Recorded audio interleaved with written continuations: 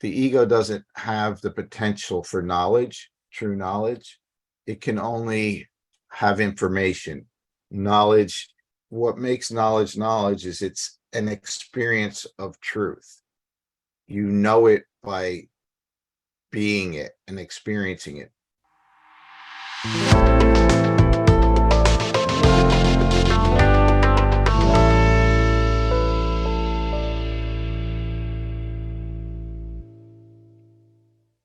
Most of what we call knowledge is just information, and there's no accurate information at this level.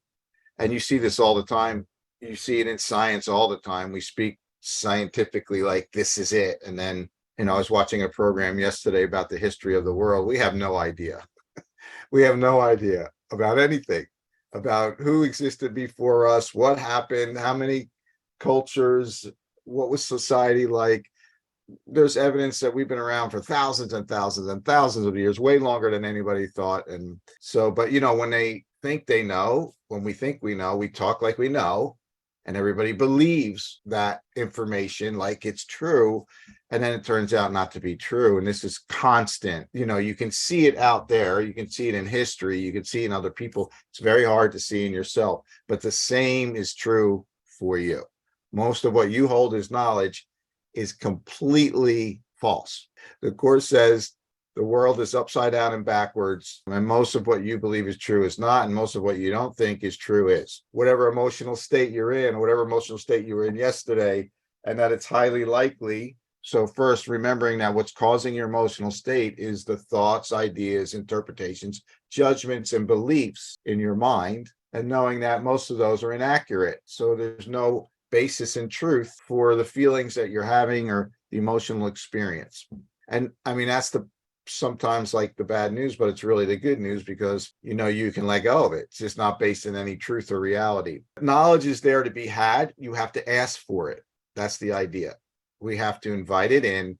The Holy Spirit is knowledge, is the point within us where knowledge exists. We have to ask for it, invite it in, and we have to relinquish our attachment to what we already think we know, to what we believe is true. That's the hard part, because we want to be right. The Course says we'd rather be right than happy.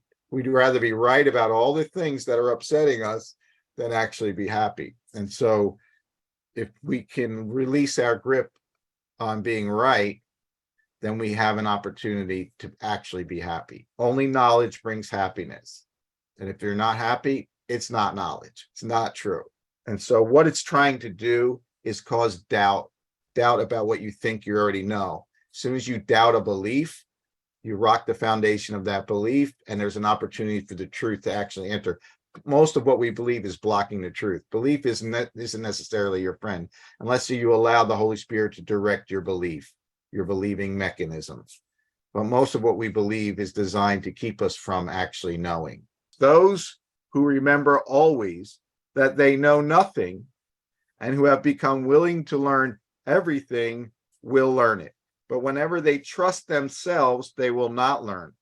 They have destroyed their motivation for learning by thinking they already know.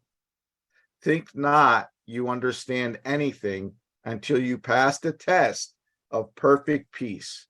For peace and understanding go together and never can be found alone. Each brings the other with it. For it is the law of God, they be not separate. They are cause and effect, each to the other. So where one is absent, the other cannot be.